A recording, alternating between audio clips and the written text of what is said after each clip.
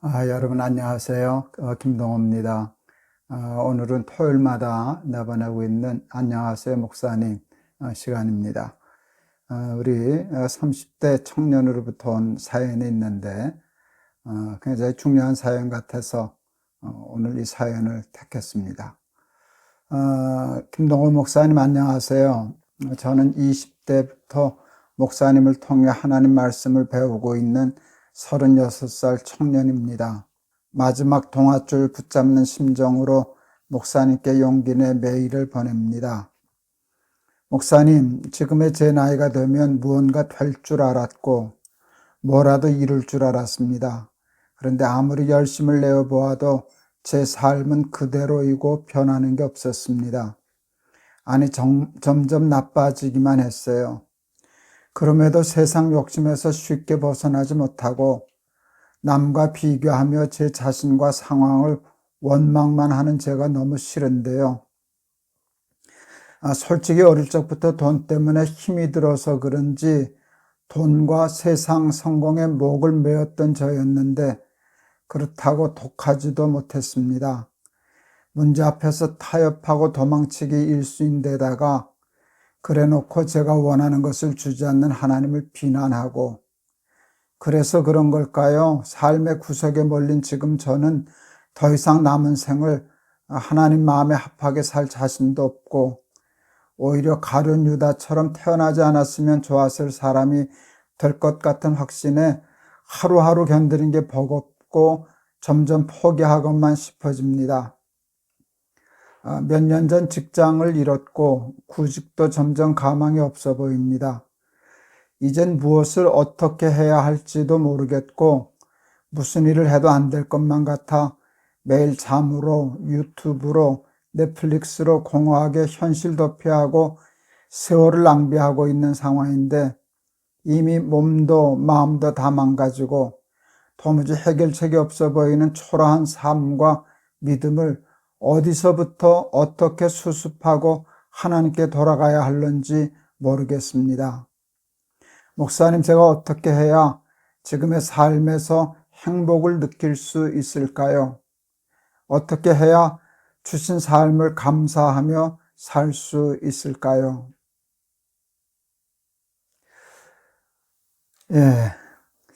이제 여기 성공에 목을 메었다는 말이 있었어요. 어려서 혹 가난하고 그래서 돈에 집착하고 성공에 목을 메었다라는 말이 조금 저는 마음에 걸렸습니다.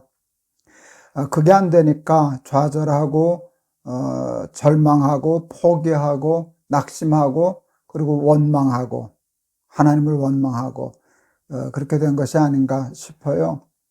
성공을 바라는 것은 잘못된 일이 아니에요. 누구나 성공을 바라고 욕심내고 꿈꾸고 소망하지요.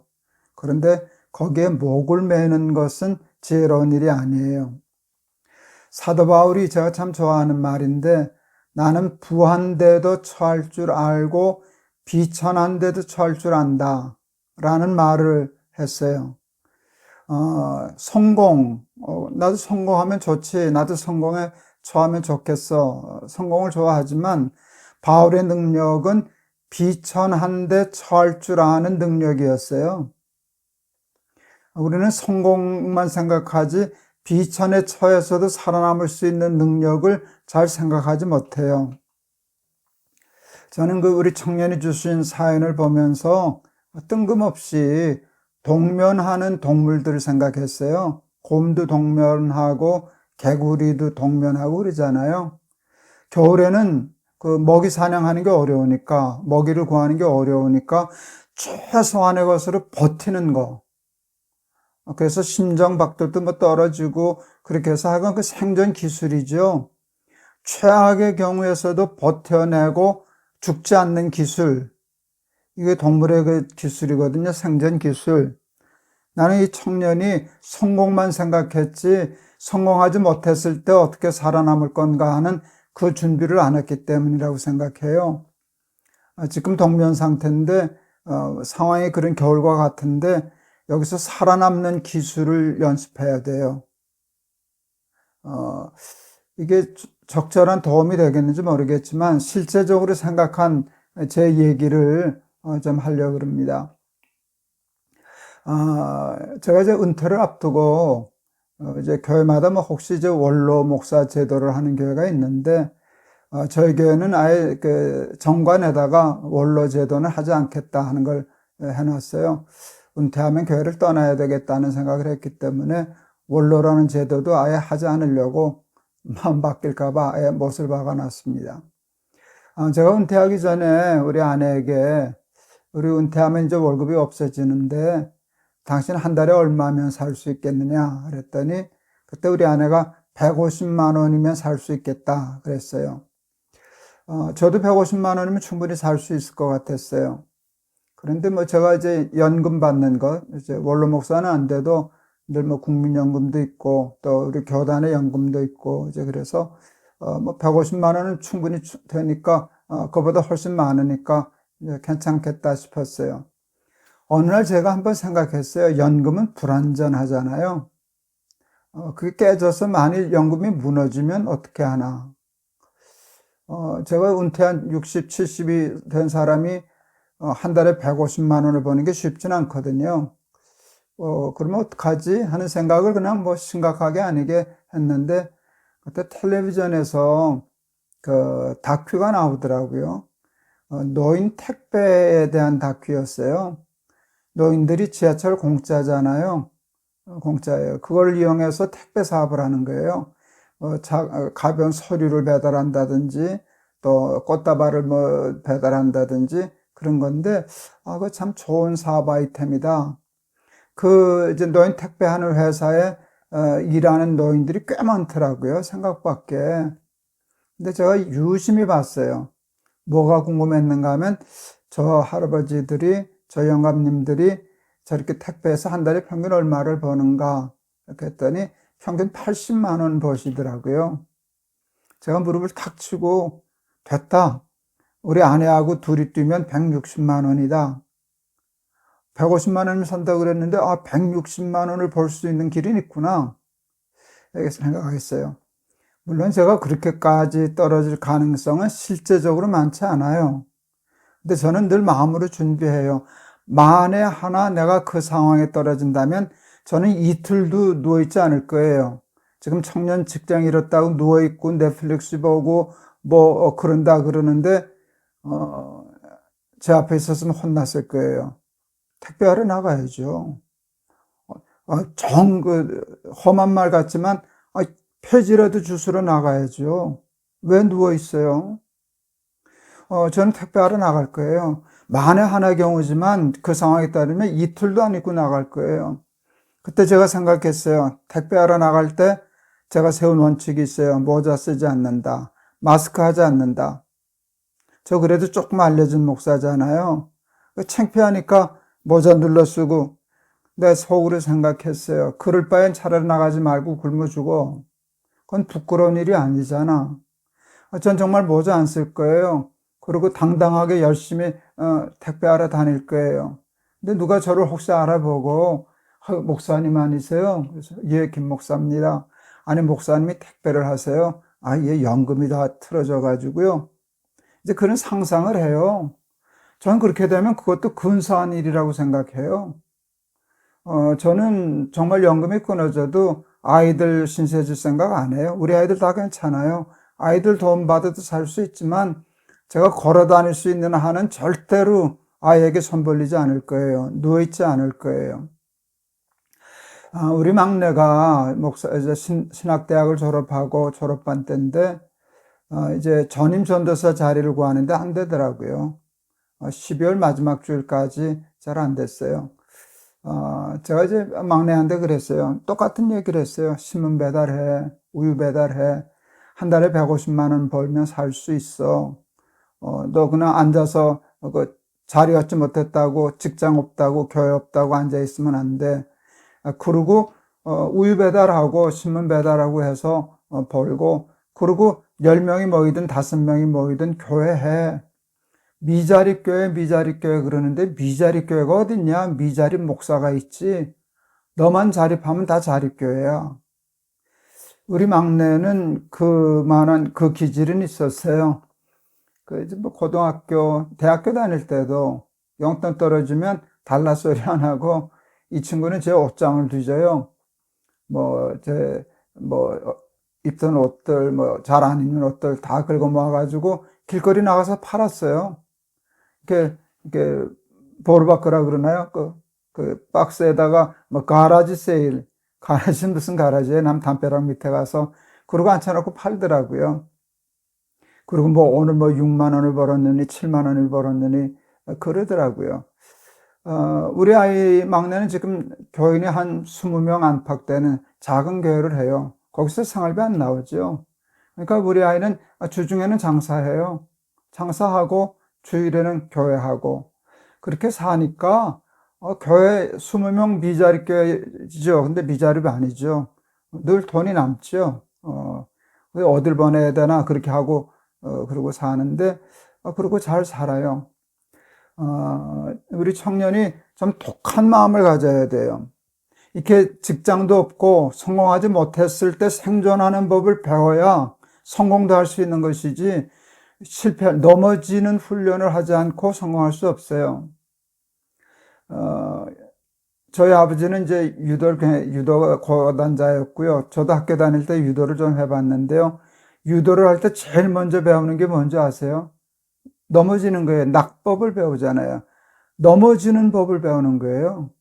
넘어지는 법을 모르는 사람은 비천한 데 처할 줄 모르는 사람은 부한 데도 처할 줄 모르는 거예요. 왜 하나님이 성공의 기회를 안 주시나 생각하면 실패했을 때 이겨낼 능력이 없으니까 성공해도 못 이길 것 같으니까 안 주는 거예요. 실패할 줄 아는 사람이 성공할 수 있는 거예요. 넘어질 줄 아는 사람이 유도를 잘할 수 있는 거예요.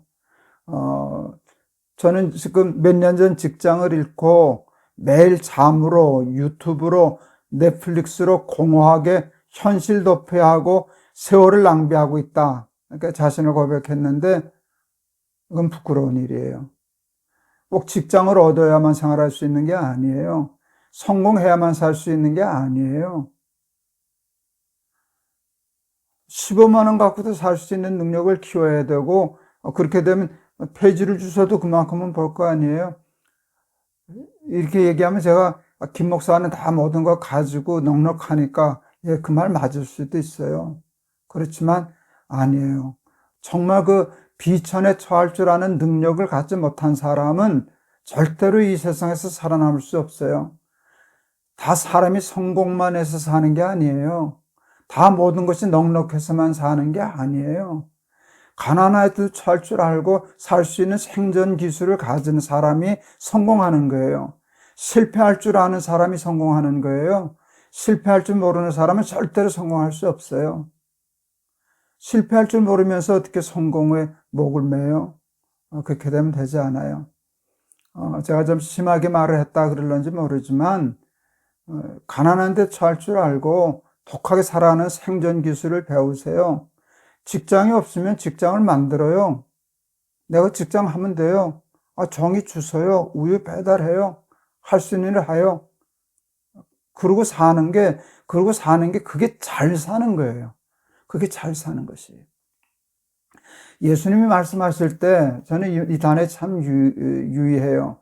내가 작은 일에 충성하였으니 내가 너에게 큰 일을 맡기겠다. 예수님은 큰 일에 충성하는 사람을 찾지 않으시더라고요. 작은 일을 잘하는 사람을 찾으셔요. 그건 예수님의 지혜예요. 밤낮 성공만 꿈꾸니까 성공이 오나요? 실패할 줄 모르는데. 어려운 상황에서 버텨낼 능력이 없는데 어떻게 성공을 할 수 있겠어요? 작은 일, 하찮은 일을 잘하는 사람이 나중에 큰 일도 잘할 수 있어요. 내일 당장 가만 앉아있고 누구한테 물어본다고 해결되지 않아요. 누워있으면 아무것도 해결될 거 없어요. 넷플릭스만 보면 안 돼요. 유튜브만 찾고 있으면 안 돼요. 길거리 나가서 택배를 하든지 우유 배달을 하든지 일거리를 찾아요. 그리고 그것을 잘하세요. 작은 일을 잘하는 사람에게 성공의 기회가 오는 거예요. 우리 20대부터 지금 36살까지 그래도 제 설교를 들으셨다는데 내가 설교를 잘못했나 하는 생각을 했어요.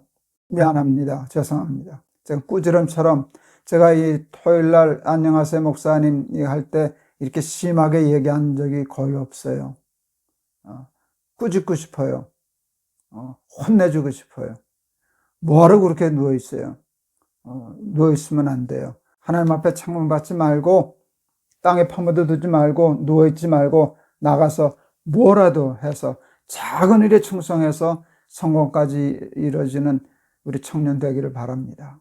제 설교를 듣는 친구라니까 좀 심하게 얘기했어요. 근데 사랑하는 마음으로 했어요. 잘 받아주셨으면 좋겠습니다. 제가 한번 기도할게요. 하나님, 사랑하는 청년이 하나님 지금 넘어졌습니다. 일어서는 법을 모릅니다.